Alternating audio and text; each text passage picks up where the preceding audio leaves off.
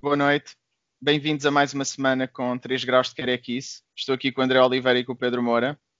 Episódio número 10, portanto já é uma pequena conquista. O tema desta semana é a ficção historiográfica, portanto, pegar em momentos da história e criar narrativas em torno deles, mas misturando também conteúdos de ficção. Nós, brevemente, já mencionámos qualquer coisa disto, acho eu, se contarmos com, por exemplo, as biografias que assumidamente misturam lá, se calhar não posso chamar biografia, mas estava a pensar quando falámos no Desenhador Defunto do Sousa Lobo ou no Diário Rasgado do Marco Mendes, que eles pegam em momentos da sua vida e misturam com ficção. Aqui eu, com este tema, queria-me focar mais em momentos assim da história mais da parte mais histórica, não é? História com H. Pois, para não confundir com a história escrita com M, não é? Exato. Parte histórica da história, não é? Aquela parte mesmo sim. histórica. Não, devia ter pensado nisto, porque a parte dos outros também, na verdade, faz parte da história, faz parte da vida deles. É verdade, é a realidade. Eu estava-me aqui a focar em figuras emblemáticas da história e não estava... Eu adoro esta história com H. Pois a história com J, a história com M... Não, porque tens a história com E, sabes que podes escrever supostamente história com E, sem H, quando não é... Sim, se uma pessoa não sabe escrever, acontece. Não é a mesma coisa que o homem com H. Tu podes não concordar, eu não escrevo história com E, mas já vi. Sim. Os dois estão familiarizados com o que é que significa quando alguém faz isso. Logo o Pedro Moura. O Pedro eu escrevo sobre todos os livros Moura, pelo amor de Deus. Vá lá, bora. Eu acho que, pegando então no pegar em figuras emblemáticas da história, narrar acontecimentos, eu acho que um das figuras, se calhar, que mais aconteceu isto por causa do Drácula do Bram Stoker, acabou por ser o Vlad. Não necessariamente no livro do Stoker, porque o Vlad não é praticamente, não é nada explorado enquanto figura Vlad Tepes III, não é? Mas deu origem a que muitos pegassem nisso, nomeadamente o Coppola, com aquela introdução de como é que o Drácula nasce, que tem a ver com a morte da sua amada. Portanto, é um claro exemplo. Na banda desenhada, eu acho que o livro mais conhecido será o From Hell, ou talvez o com maior impacto a nível internacional, que é a exploração do Jack o Estripador. Portanto, uma figura que nunca soubemos quem realmente foi, não é? É um daqueles serial killers que vai sempre permanecer em mistério. No entanto, desenvolveram-se várias teorias em torno disso e o Alan Moore pegou numa dessas teorias, pegou numa pesquisa enorme, gigante, depoimentos de polícia e tudo, e teceu um conto que mistura facto com ficção. Claro que mesmo as biografias, quando tentam ser fidedignas, acabarão sempre por ter algo de ficção, mas não queria entrar por esses pequeninos pormenores, obviamente. E nesse sentido do que o Alan Moore fez e outros fizeram, a escolha desta semana recaiu sobre um colega aqui do grupo, que é o André Oliveira, não é? Com o Vil, a tragédia de Diogo Alves, que neste caso não é, quer dizer, ele vai falar se calhar melhor disto, mas não é um mistério da mesma forma que é o Jack o Estripador, no sentido que até temos a cabeça do Diogo Alves ainda preservada. O que eu queria dizer era, eu durante algum tempo não estava reticente em trazer um livro de um dos meus colegas porque queria não se sentir à vontade, mas o André disse que não havia problema nenhum, por isso obrigado, André. Assim temos a oportunidade não só de abordar o tema, mas também abordar o livro em questão com a pessoa que o escreveu. Eu acho que também pode ser interessante. E eu acho que nós tentamos adicionar dinâmicas diferentes ao programa. Nesse sentido, já agora, acho muito interessante teres pegado numa figura portuguesa. E não quero dizer isto num sentido nacionalista, de género, temos é que escrever sobre os nossos. Mas mais num sentido em que se nós não escrevermos sobre os nossos, escreve-se menos. Não quer dizer que alguém de fora não possa escrever, até porque já aconteceu. Estrangeiros já escreveram sobre momentos da cultura portuguesa. Mas nós às vezes estamos tão habituados, talvez por crescermos com muita cultura, nomeadamente os filmes americanos que exploram outras lendas, os vampiros, os lobisomens, e tu também já pegaste, por exemplo, nos Caretos, no Lugar Maldito, que eu acho que nós no nosso país temos potencial também para explorar algumas coisas muito interessantes. Claro que exploraste os caretos depois de mim, naquele fanzine que saiu da zona, mas pormenores, não é?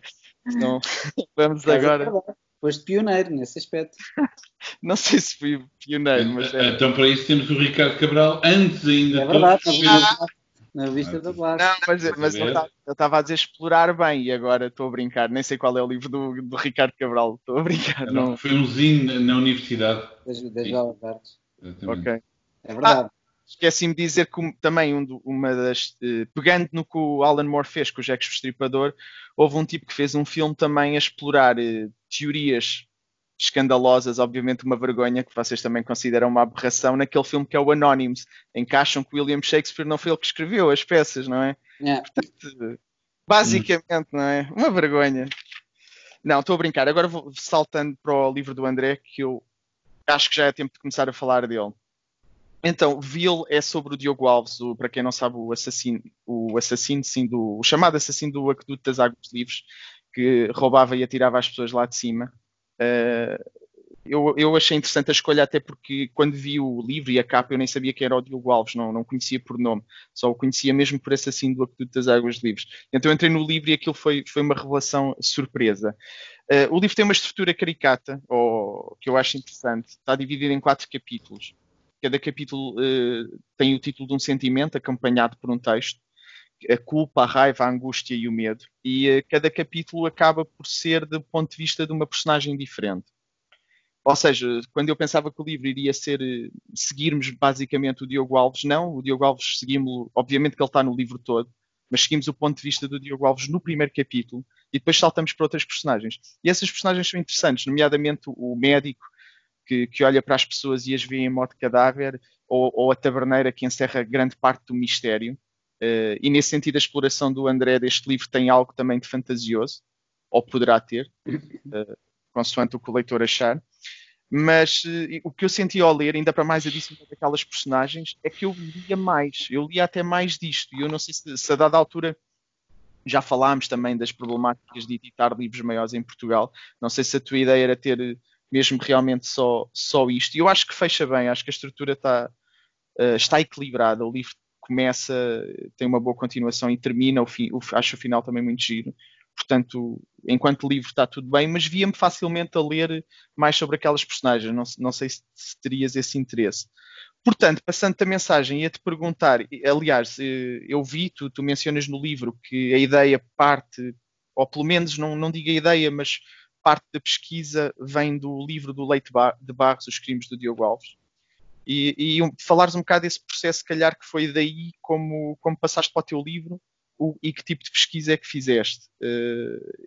E misturaste depois porque eu não sei até que parte estas teorias de que o Diogo Alves poderá não ser, vamos dizer, unicamente o culpado, não é? Porque, por um lado, no teu livro nós vemos a pressão que a sociedade, ou neste sentido esta cidade, carrega naquele homem, e vemos o impacto que tem logo no início, quando o livro começa com ele a olhar para uma carcaça de um animal, e normalmente nós sabemos que os serial killers, a quem falta empatia, exploram inicialmente com animais, portanto vê-se que o homem se está a perder, mas também há um efeito de influência como ser seduzido pelo diabo, de certa forma, metaforicamente falando aqui. Pronto, e agora ia tentar passar a palavra. Obrigado. Eu estou aqui a apontar e vou abordar as tuas questões todas. Não sei se calhar era melhor o Pedro falar antes e assim eu pegava nas vossas intervenções e podia responder a tudo de uma vez. Talvez, não? Bom, eu não tenho propriamente nem preparado uma comunicação, digamos assim, não, alegações, e também não tenho propriamente perguntas. A única coisa que eu iria contribuir talvez para o enquadramento da questão é só matizar que quando se está a falar da ficção, ou melhor, ou da mistura entre a ficção e tratamento histórico, nós logo aí temos uma série de géneros ou subgéneros ou tratamentos que podem ser separados, não é? Ou seja, quando falamos da ficção historiográfica, podemos falar também da novela histórica, mas são coisas relativamente diferentes. Ou seja, uma coisa é a tentativa de apresentar um livro, uma narrativa que tenta devolver a história tal como ela é, como ela foi, ou como ela pode ter sido interpretada ou apresentada, e eu penso que, num certo aspecto, há uma parte de Leão que é ocupada por esta obra do André. Atenção, aliás, isso é uma coisa que eu estou sempre a repetir, que é, nós temos esta oportunidade, por acaso, de estarmos a falar com o autor, mas eu não acho que é muito importante e é muito bom, é uma excelente oportunidade de falarmos diretamente com o autor, fazermos perguntas, percebermos melhor, mas digo isto desde já, que não acredito que seja necessariamente o autor a ter as respostas todas da interpretação da sua própria obra. No momento em que ela é obra, ela torna-se relativamente autónoma e pode ser vista de uma determinada maneira. Dito isto, o André deixa claro, revelando a fonte, de que se está a basear numa fonte histórica, num livro, portanto, digamos, não, atenção, isto não é uma crítica, mas não é o seu propósito propriamente ter feito uma investigação gigantesca com uma série de fontes e depois fazer uma espécie de súmula, mas sim o tratamento, porque o interesse do livro está menos na devolução da realidade histórica do que numa genuína tentativa de compreender o que é que se passa no interior daquelas pessoas. Não só do Diogo Alves, como das outras personagens, porque, apesar do Diogo Alves ser central, nós temos acesso ao mundo interior, mental, etc., das outras personagens, através até de mecanismos visuais muito, muito interpelantes. Isso é muito diferente, por exemplo, da ficção historiográfica, em que se pode tratar um episódio histórico, mas claramente se aborda a ficção. Não tem a ver com... Por exemplo, neste caso nós podemos... nós não temos a certeza se ele fez aquilo. Bem, mas isso é um pormenor. A ficção historiográfica é quando se explora mesmo. Não se tem a certeza do que é que existiu mesmo e cobre-se essa ignorância histórica com uma especulação qualquer. E depois temos uma série de outras variações, não é? A história alternativa, a mistura de fantasia e de história, etc. Mas isso são isso da história alternativa estavas a pensar como The Man in the High Castle do Philip K. Dick, sim, que os nazis ganhassem a guerra, os SES, é isso, não é? Os relativos, exatamente, que existe hoje em dia uma produção abissal, sobretudo na literatura, que não é um subgénero com o qual eu esteja assim tão familiarizado com isso. Ou até, esse sim, um campo que me parece às vezes muito interessante, uma coisa que gosto, que é quando se tratam personagens ficcionais como se tivessem sido figuras históricas. E tratá-los de uma maneira bastante curiosa, não é? Pensar num personagem ficcional, sei lá, um caso gritante é o Sherlock Holmes, que existem livros que tratam o Sherlock Holmes como se fosse uma personagem real, ou melhor, o professor médico do Conan Doyle, que de certa forma foi a base do Sherlock Holmes, e então fazer aventuras com esse médico. É uma grande volta, mas voltando ao livro do André, aquilo que me parece importante é essa exploração da vida interior. A outra coisa que também já tinha ponderado na leitura do livro é que eu até fiz uma comparação, um contraste entre o trabalho do André com o do David Soares, que são coisas muito diferentes, mas digamos, nesta tentativa de tratar uma espécie de história psicogeográfica de Lisboa e olhando para aspectos que têm a ver com o horror.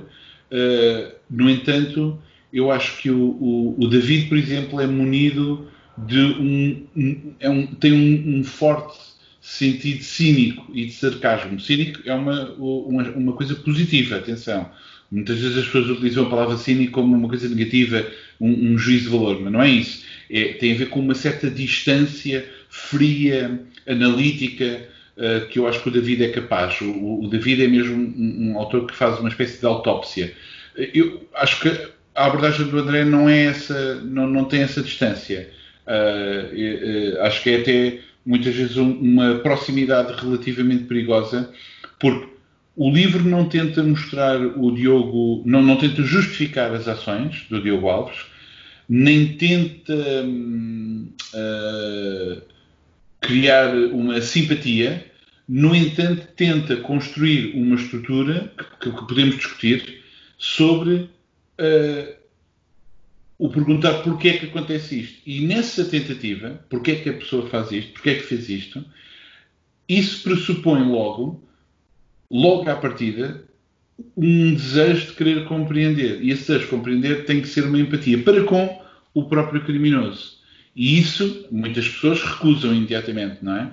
Portanto, ele podia ter aparecido como uma coisa, um gajo horroroso e pronto, era tudo mau. Mas não, aparece como um tipo relativamente perdido, traumatizado, manipulável, etc., que não justifica os crimes, mas deixa espaço para dizer aquilo que já dissemos muitas vezes aqui, que é nós somos capazes de fazer coisas que racionalmente dizemos que não faríamos, mas podemos cair, por várias razões da nossa vida, podemos cair nesse crime.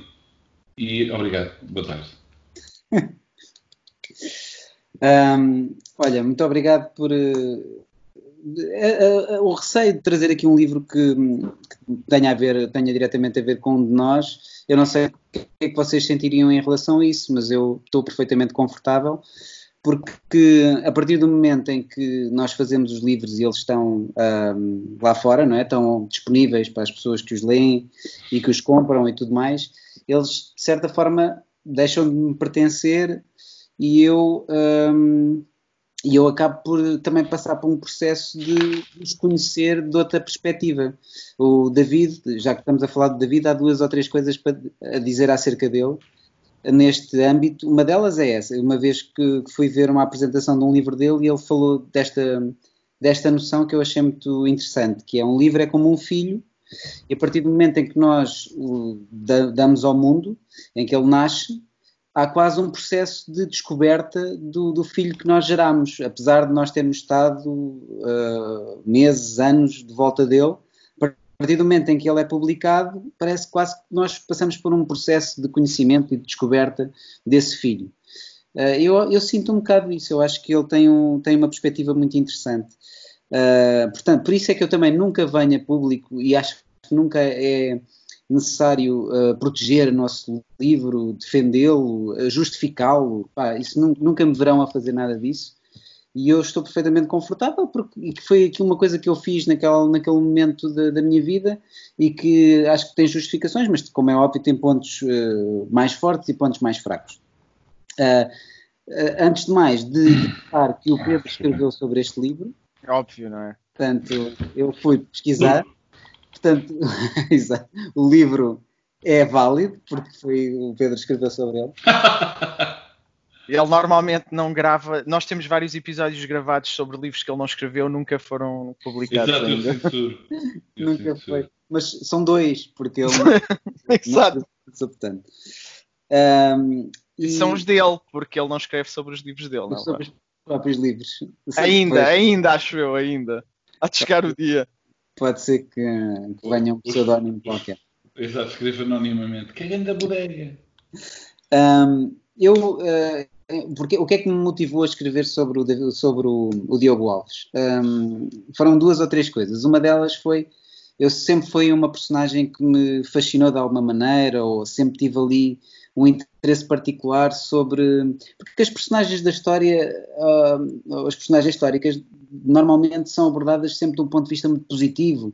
Foi o Martim Muniz que ficou entalado na porta, ou foi o Dom Afonso Henriques que foi o conquistador. Além de serem sempre as mesmas, ou sempre as mesmas que, ou pelo menos quando eu era miúdo, eram sempre as mesmas que eram faladas. Agora vemos muitas coleções sobre figuras, sobre várias figuras menos clichê, mas o Diogo Alves era o assassino do aqueduto, tinha ali uma sombra de volta dele que eu achava interessante. E além disso, isto também se enquadrava um pouco naquilo que eu procuro nisto de estar a escrever livros, que é experimentar coisas diferentes e universos novos e outros âmbitos narrativos. E, portanto, surgiu uma oportunidade de fazer um livro sobre, assim, um bocadinho mais negro, na altura. Tive a trabalhar com um ilustrador que não era o Chico e que as coisas não correram assim tão bem. E depois fiquei com o Chico e desenvolvemos isto em conjunto. Eu passei por uma fase de alguma pesquisa, não vou dizer que fiz uma pesquisa super exaustiva, mas fui ao aqueduto, li alguns, fiz pesquisa em alguns livros, até ter descoberto este, que até nem foi muito fácil de o comprar, que é o tal que vocês falaram, do Leite de Barros. Já agora, André, porque foi uma grande falha minha, desculpa interromper. O livro é de 2015 e a edição é da Kingpin. Esqueci-me de dizer isso, do teu. Pronto, eu achei que este livro era um ponto de partida interessante, porque é um livro escrito por um contemporâneo do Diogo Alves. O Leite Bastos, portanto, ele nasceu em 1841 e morreu em 86. E o Diogo Alves também foi executado por volta desta altura. E o que é que eu queria fazer? Eu não queria fazer um retrato histórico, não queria aprofundar demasiado isso, tal como o Pedro disse. Eu estive durante muito tempo à procura de um ângulo para que eu me conseguisse relacionar e escrevesse acerca disso, porque normalmente se há ponto em comum nas coisas que eu escrevo, tirando as tiras cómicas e não sei o quê, pronto, isso aí o meu objetivo é sempre ter piada, mas no resto tudo é escrever um bocadinho sobre a minha experiência, sobre aquilo que eu sinto, seja um velho de 80 anos no Living Will, ou seja um miúdo como no rock, ou seja o Diogo Alves, porque na verdade o que eu procurei aqui foi um ângulo para abordar. E ao longo da pesquisa eu nunca mais escrevi o livro, ia vendo coisas, eu lembro-me de ter ido com o Jorge Coelho à Cinemateca em Bucelas, a uma zona da Cinemateca que dá para tu fazeres uma requisição e veres lá uns filmes. Eles fazem uma espécie de sessão privada, e eu fui com o Jorge Coelho ver uns filmes do início do século XX do Diogo Alves, uns filmes mudos, preto e branco, etc. Claro que não aprendemos muita coisa, mas pronto, era uma coisa que eu tinha interesse em ver. E eu saí de lá com ele e lembro-me de ter comentado que eu não tinha ainda nada para escrever. Eu tinha pesquisa feita, ou seja, tinha ali a base histórica, mas não tinha nada para me agarrar. E eu nunca tive aquele interesse. Havia muitos livros, quando eu era miúdo, de personagens históricas, ainda há, mas naquele tempo lembro-me que via nas bibliotecas escolares, havia muito, seja Afonso Henriques, seja Flor Bela Espanca, seja Dom Dinis, seja o que for. E eram pequenos livros de história com bonecos, porque a perspectiva deveria ser, os miúdos não se interessam por história, mas se calhar se metermos bonecos eles já vão ler e vão gostar. E eu nunca gostei desses livros e não me lembro dos meus colegas gostarem. Portanto, isso sempre foi uma perspectiva, no meu entender, errada. Eu gosto muito... Acho que não funcionava. Também me lembro disso. Há um livro que eu gosto, nesse espírito, e eu nem sequer gosto da personagem. Peço desculpa para quem gosta, não é? Mas o livro é sobre o Eusébio. É de um autor que é Eugénio... Silva, se não me engano. O Pantera Negra, não é? Pantera Negra. Eu gostei muito desse livro.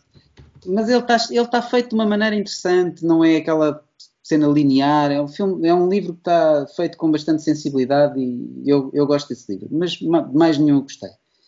Portanto, o meu objetivo nunca foi fazer um retrato. Era encontrar ali um ângulo. E esse ângulo foi-me dado por um pormenor, que era o Pancada. O Diogo Alves tinha como alcunha o Pancada, mas não era porque era bruto, era porque era bruto. Tinha pancada.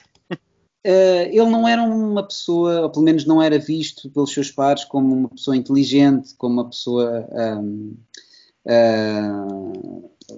prática nesse aspecto. Era uma pessoa simples, básica, mas era tido como honesto, como amigo do seu amigo, como alguém que tinha valores e estrutura moral. E é defendido que, de facto, a relação dele com uma mulher, com a tal taberneira, que tinha um negócio de pipa e balcão na Palhavã, que era ali na zona de Campolide, foi aquilo que muita gente atribui, a mudança total, muita gente atribui à relação com essa mulher, etc.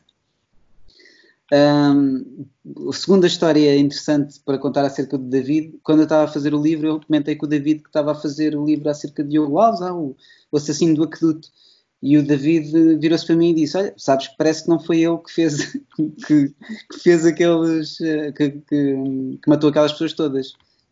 E eu fiquei assim, quer dizer, tinha acabado de dizer, estava a escrever o livro sobre o gajo nenhum. Então, não, Não, é que houve aí agora umas teorias nos holandeses e não sei o que dizem que não foi ele. Não sei. Pronto, lá está. Há sempre várias teorias, a história é sempre dúbia, e é o que é. Pronto, isto na verdade, baseia-se bastante neste livro. Mas lá está, desculpa, estás a ver? É precisamente porque o David, como é é uma pessoa que está interessada de uma maneira. Desculpa, mas agora tem mesmo a ver com as estratégias diferentes. Ou seja,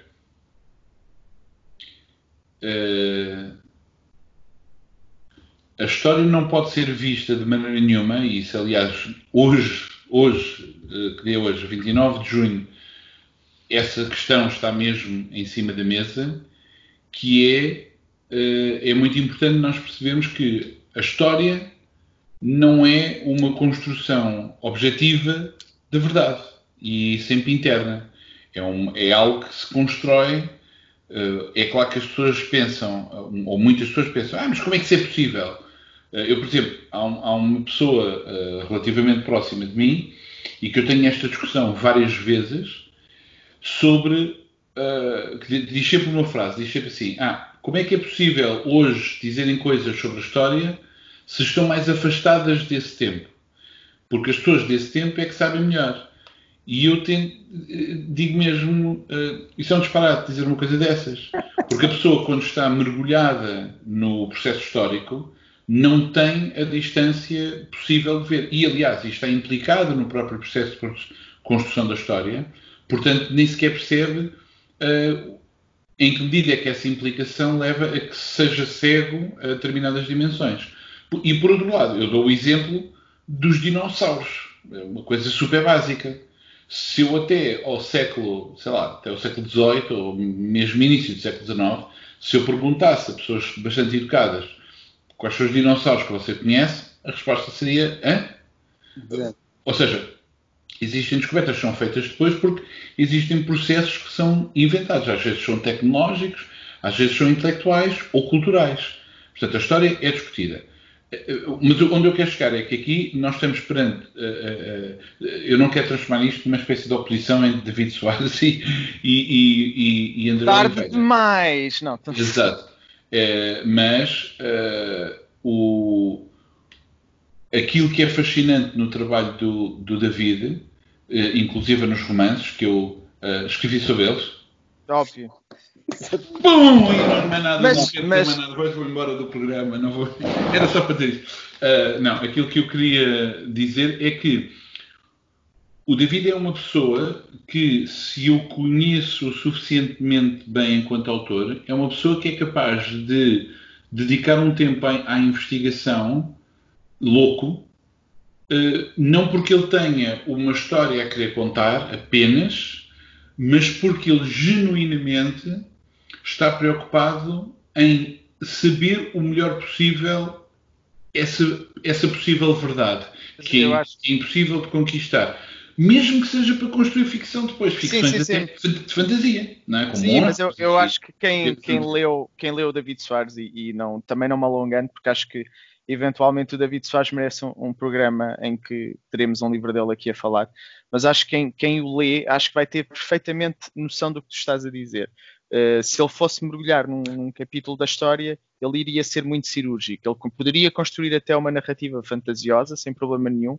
Mas deixa-me só terminar. O que eu ia dizer é que o André não me parece que seja essa a estratégia. A estratégia do André eu concordo. não é tanto o dizer a verdade, digamos assim, mas sim o transformar algo numa história Mas que tenha um impacto emocional que faça sentido para ele e depois para os seus leitores. Mesmo que possa ser posto em causa do ponto de vista da verdade histórica. Mas é isso, é na estratégia, a própria estratégia em si é distinta. E lembra-me um filme que já falámos aqui, por exemplo, porque depois estas abordagens de mexer com a história, nem toda a gente gosta. Há quem prefira que seja o mais fidedigno possível, apesar de nos estarmos a basear naquilo que consideramos fidedigno, como estavas a dizer, que é o Amadeus, do Milos Forman, salvo erro, que é a história do Mozart. Mozart, da perspectiva do Salieri. Mas o retrato do Salieri, pelo menos do conhecimento histórico que eu tenho, é completamente ao lado, e isto incomoda muita gente por causa disso. E acho que tem a ver com a forma, se encaras o filme como biográfico ou se encaras simplesmente um filme como, vamos dizer, de ficção historiográfica, em que tens, ou no sentido em que tens uma liberdade muito grande para mexer com aquelas personagens na história. Era só isso.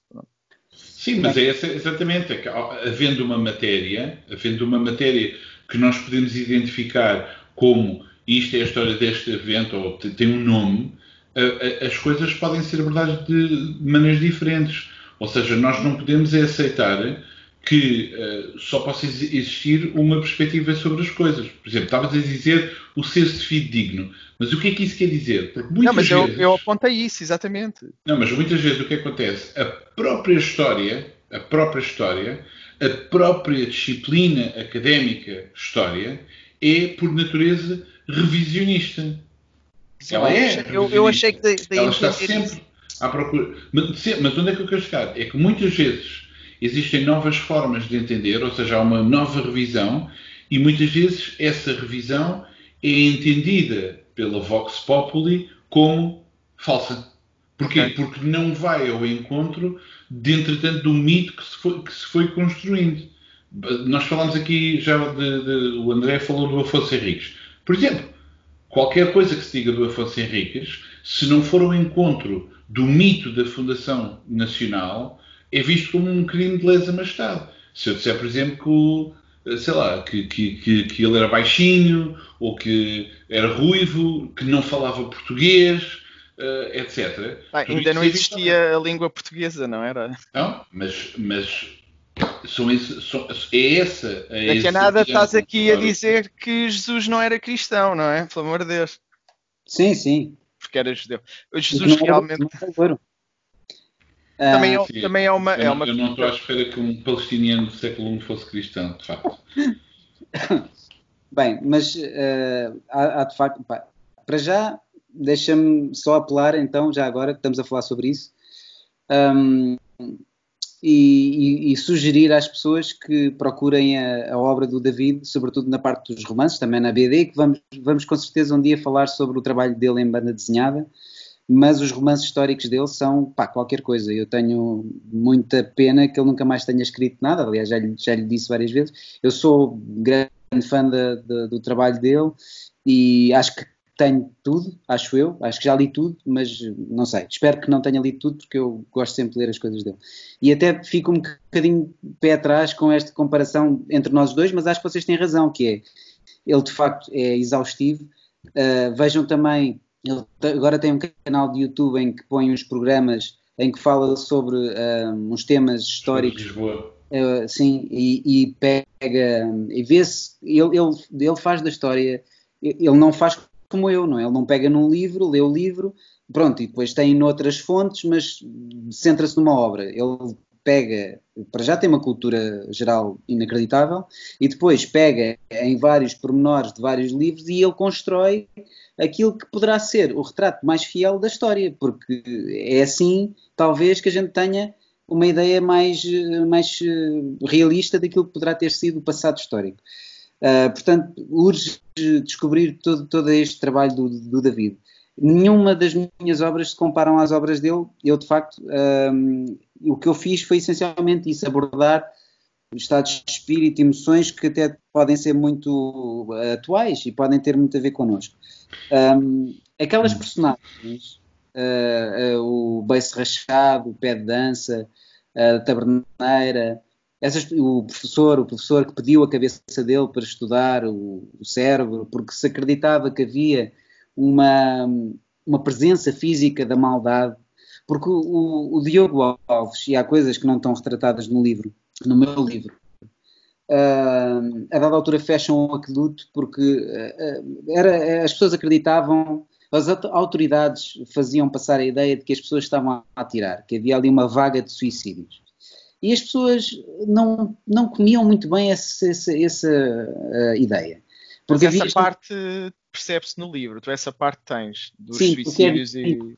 Há coisas... Sim, levemente, mas sim. Mas as pessoas, a dada altura, houve um ou dois casos de pessoas que eram conhecidas, eram queridas ali no seio daquela população e que nunca na vida que se iam atirar e apareceram cá em baixo. E foi a pressão popular que levou as autoridades a agirem, porque as autoridades estavam preocupadas com outras coisas.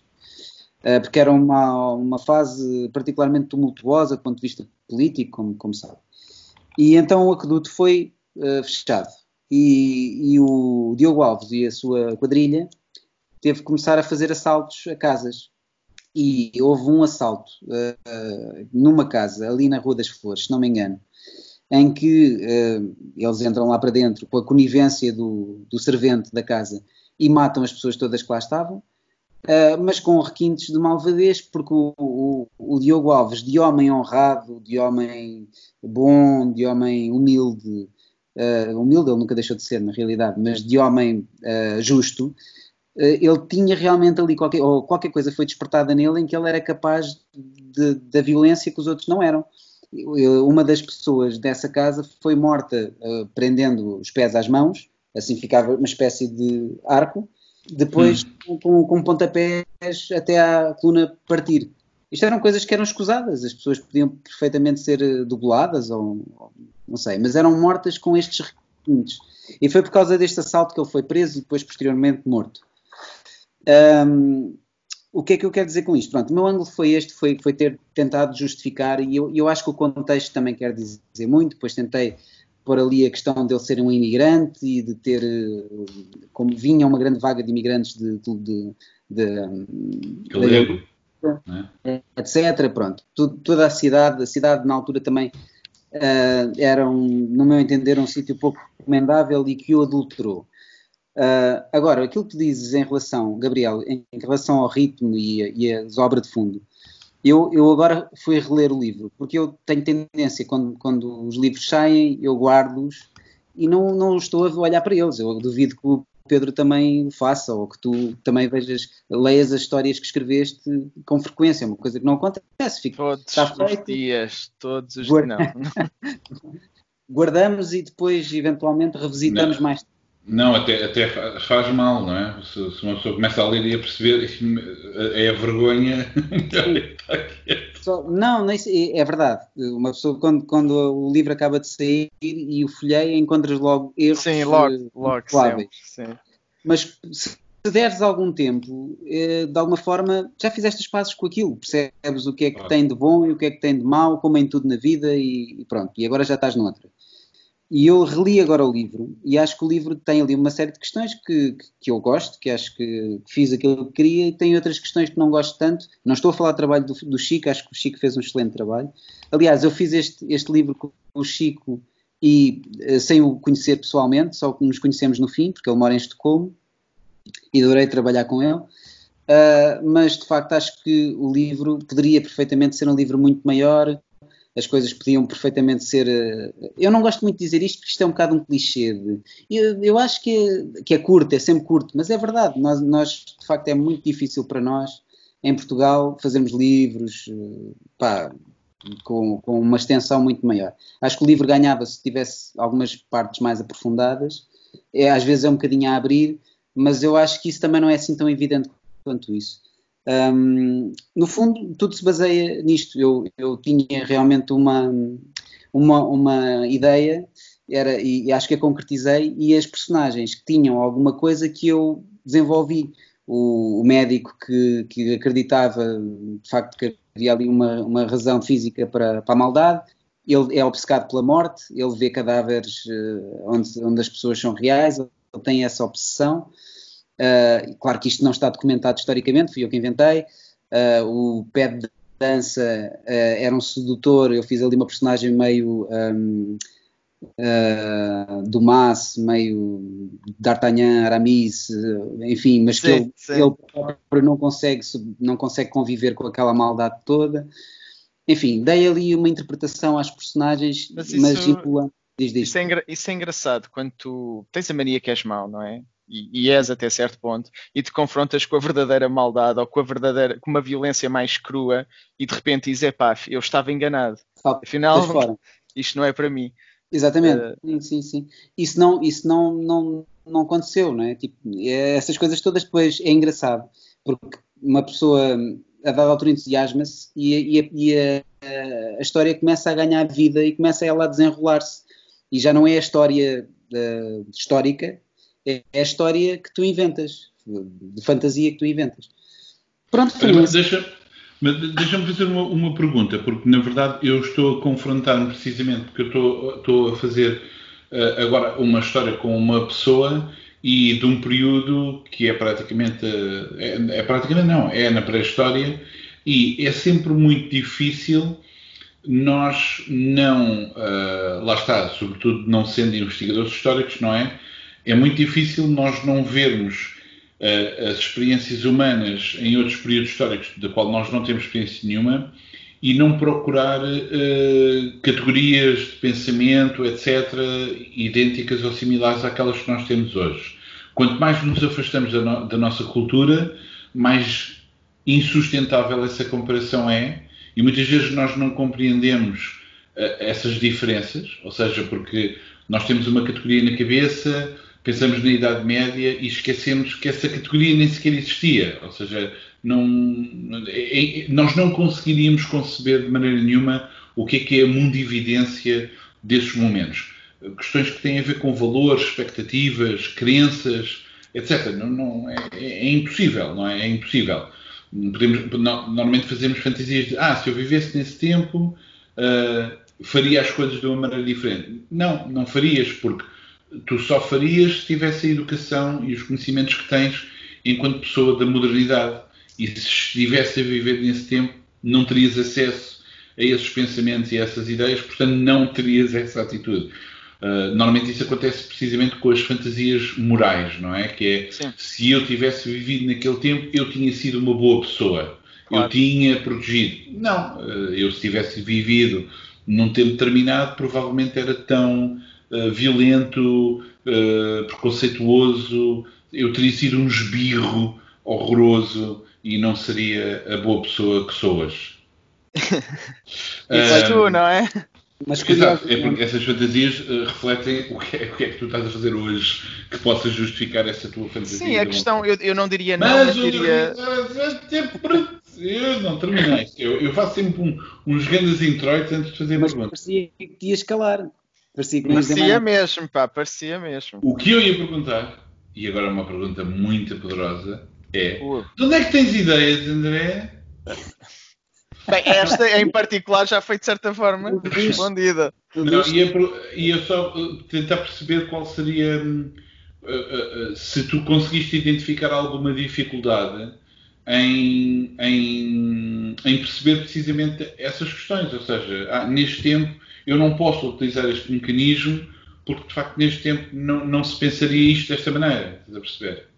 Olha, curiosamente, só antes de responder à pergunta, quem abordou a pré-história de uma maneira credível e ao mesmo tempo identificativa, e que eu comecei a ler o livro, comecei a perceber que aquilo era na pré-história e estava-me a envolver com os personagens, mas nada daquilo me parecia pouco plausível, foi o David, claro, curiosamente, no Lisboa Triunfante. O livro começa na pré-história e extraordinariamente bem. Antes da história humana. Exato. Mas muito, muito interessante mesmo. Em relação a mim, eu tentei... As coisas são feitas de uma forma um bocadinho intuitiva. Ou seja, nada daquilo me pareceu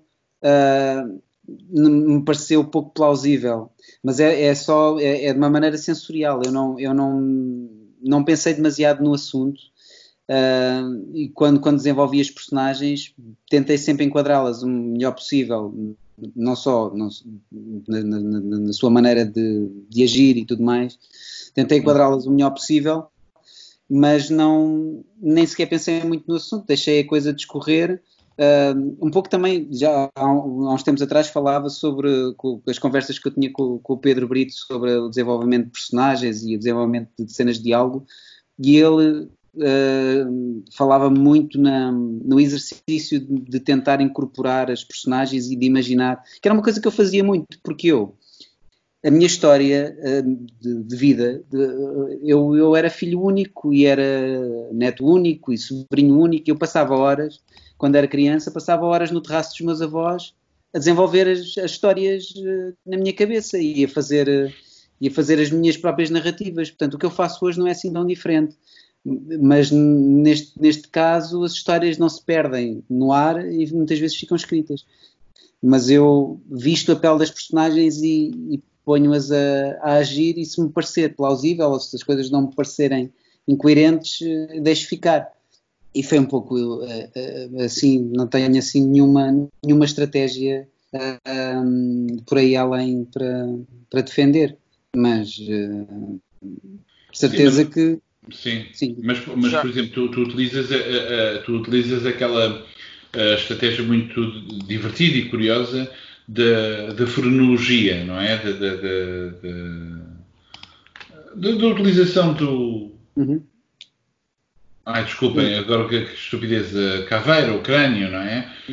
O estudo do crânio, porque o crânio dele é preservado, correto? Sim.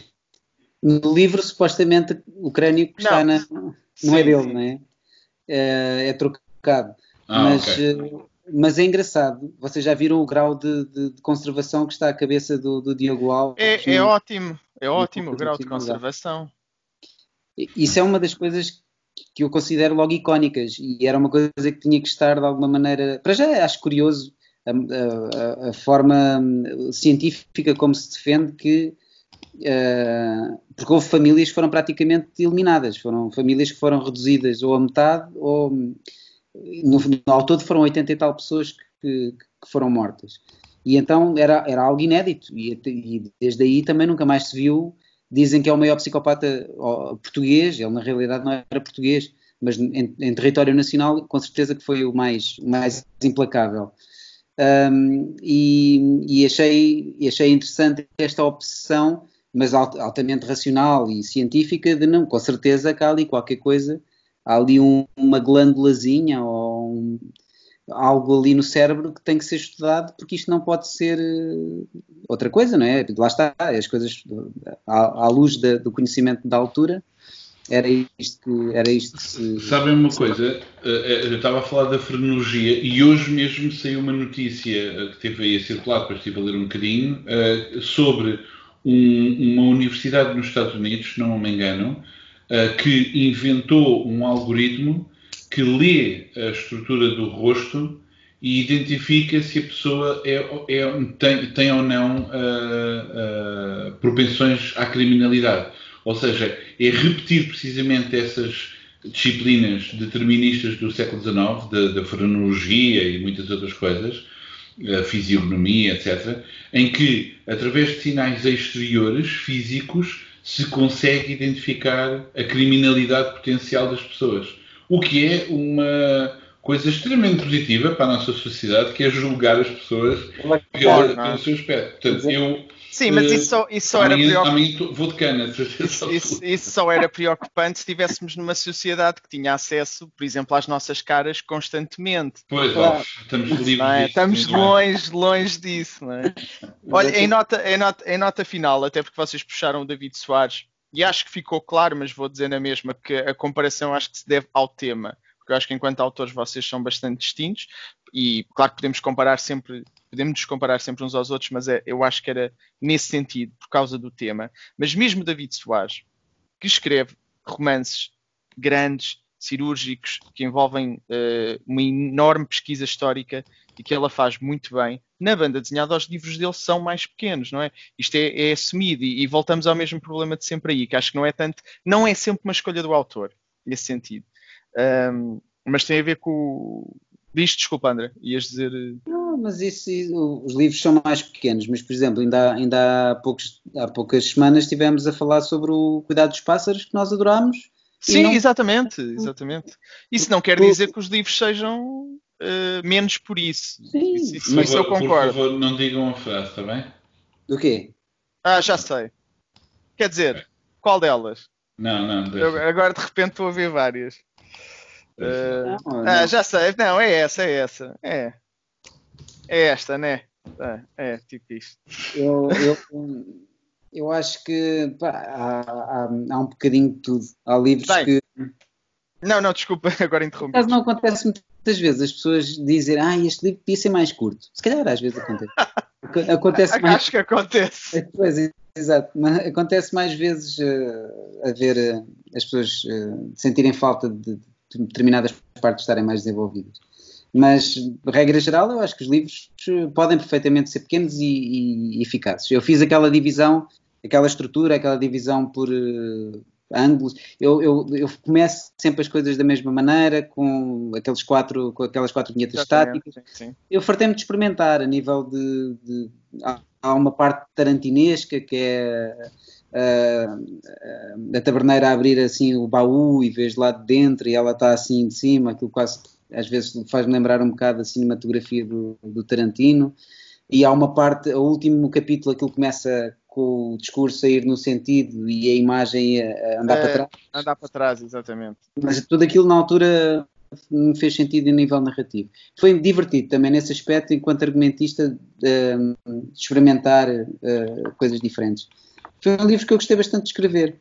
Mas eu acho é um livro distinto, acho eu, apesar de tu já teres escrito vários e este continua a ser, eu diria, um dos mais diferentes pelo tema, pelas personagens abordadas, apesar de eu reconhecer, acho eu, não ser impressão minha, André Oliveira ali na escrita, também em alguns momentos que vejo, por exemplo, é que estavas a falar agora de algumas cenas, a cena em que ele, que normalmente é uma pessoa até relativamente pacata e de repente passa-se, e quando o tipo se mete com ele e lhe corta o dedo ali rapidamente.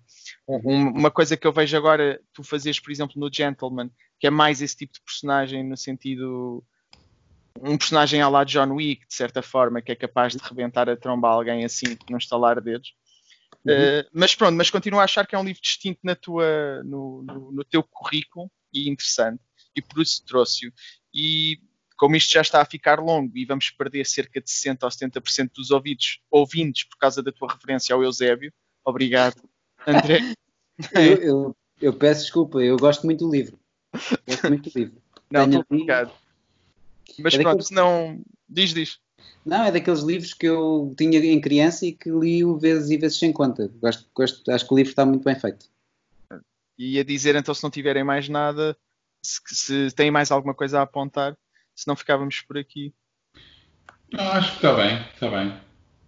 Obrigado. Vocês sempre querem sempre fazer aquela pequena ideia de dizermos o que é que estamos a ler ou uma coisa assim, só falar de alguma novidade? Sim, podemos dar uma dica de um livro. Ou preferem planear isso de outra maneira? Não, pode ser. Temos aí velocidade e tudo. Pode ser. Pedro. Bom, eu estou a ler 30 livros. Claro. Mas fala só daqueles sobre os quais escreveste, portanto 29. Não, só para falar de 2 livros. Um que acabei de ler e o outro que ainda não comecei a ler. O que acabei de ler poderá interessar a algumas pessoas.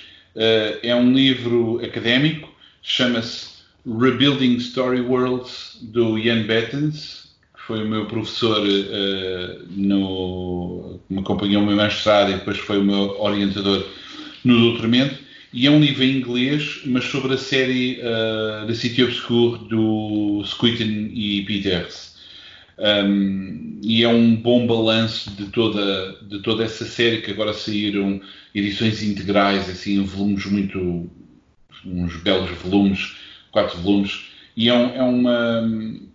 provavelmente não tem propriamente nada de novo para os grandes fãs da série, mas é um bom balanço académico, talvez interesse a algumas outras pessoas. E o livro que estou a ler nem sequer abria a capa, portanto não sei o que é. Chama-se Spit 3 Times, deste David Reviati, isto é traduzido para inglês, e assim à partida a comparação que me parece, não sei se é uma espécie de Mowgli com lobos, mas como não li o livro não sei, mas há uma coisa muito curiosa que é, nós em português dizemos quem vê caras não vê corações, e em inglês essa expressão é You don't judge a book by its cover, mas a verdade é que, como todos os fãs de artes gráficas e de bandas desenhadas, nós muitas vezes olhamos para um livro, olhamos para a capa e somos conquistados imediatamente só pela capa. Portanto, esta capa é promissora, mas eu tenho que ler o livro, depois darei conta dele. Espero. É tudo, é tudo. Então, Gabriel. Olhem, eu li um livro, por acaso fui buscá-lo por causa do tema desta semana, mas acabei por não o usar na conversa nunca, porque não era o que eu estava à espera. Eu pensava que ia ser uma deambulação sobre a vida do Kurt Cobain, mais fantasiosa, no sentido de maior ficção, pelo título, que é o Who Killed Kurt Cobain. Esta é a versão da IDW em inglês. O autor, eu não o conhecia, o Nicolas Otero, não, desculpem se pronunciar mal, mas eu pensava que isto, pelo que me tinham descrito, até seria, portanto, mais dentro do tema desta semana, mas a verdade é que, apesar do livro nos contar um bocado a história da perspectiva do amigo imaginário do Kurt Cobain, que eu não sei se sabem, a carta de suicídio do Kurt Cobain foi dirigida ao seu amigo imaginário, ao Boda. Apesar de ter esse twist, vamos dizer, acaba por ser uma biografia do que eu tenho noção bastante fiel do que aconteceu. Portanto, não tenho propriamente esse lado de ficção assim tão grande e pronto, não aconselho particularmente, acho que é mais aconselhável talvez para os fãs dos Nirvana, porque não foi um livro que me entusiasmou por aí além, mas pronto, foi o que eu li. O outro não posso dizer porque vamos falar dele eventualmente, acho que é mais giro guardar, mas vocês sabem qual é. Muito bem. Bem, eu também estou a ler um que não posso falar sobre isso, porque pela mesma razão do Gabriel. Pela primeira vez, o programa vai incidir sobre 2 livros, com características diferentes. Estou a ler também um livro que eu acho que já tinha lido, mas como é mais leve, eu estou a conseguir. Porque eu neste momento estou fechado em casa a escrever o dia todo, para a agência de comunicação, e depois, no final do dia, estou de serviço por causa de crianças pequenas. Eu tenho mesmo muita dificuldade em ler agora, mas tenho esse livro em mãos para ler. Estou a ler também o Siddhartha, do Hermann Hesse, só porque é um livro que se lê muito bem, e não estou a ler mais nada. Mas tenho aqui 2 livros ou Esse 3. do Hermanesse é aquele do Keanu Reeves, não é? É isso, é. Tem o Keanu Reeves na capa. Não tem nada. Olha, sugiro isto, procurem nas vossas redes esta página que é Deep Dark Fears, que é um autor chamado Frank Krause, que começou a escrever a fazer BD sobre as suas fobias, e depois, entretanto, começou a receber das pessoas as suas fobias, as fobias de cada um, e começou a fazer BD acerca disso. Cada um destes medos dá uma tira diferente. E temos medos daqueles irracionais, aqueles medos irracionais que todos temos. Alguém que tem medo de tocar na cara, ou pensa pelo menos nisso desde criança, porque tem medo de tirar os olhos do sítio e não sei o quê, e de ficar desfigurado. Enfim, são coisas, aqueles medos primitivos e infantis que temos, e ele transforma isto em banda desenhada. É muito divertido, às vezes negro, mas é giro, e aconselho. Pronto, é isto. Muito bem. Muito bem, então podemos despedir-nos. Obrigado a todos e para a semana a mais.